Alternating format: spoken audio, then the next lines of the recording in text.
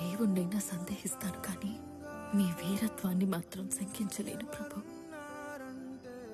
మిమ్మల్ని తలుచుకుంటే చాలు విశ్వాసమే కాదు, విజయ గర్వంతో ఉప్పొంగిపోతాను. మాపై మీకెందుకింత అపారమైన నమ్మకం శ్రీసఖి? మాకే అంతు చిక్కనే ఆ కారణం ఏమై ఉంటుంది? మన పెళ్ళప్పుడు జీజావు సాహెబ్ నాకు ఇంకో విషయం కూడా చెప్పారు. ఏ విధంగా అయితే రుద్రుడు కైలాసంలో తాండవం చేస్తాడో అదే విధంగా శంభు మహారాజ్ దక్షిణ పదాన్ని పరిపాలిస్తాడు.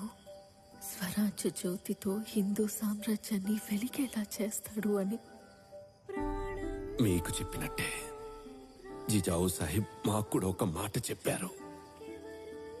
నానా శంభూ, నీ భార్య అందరిలాంటి స్త్రీ కాదు, సాక్షాత్ పార్వతీదేవి అంశ అని.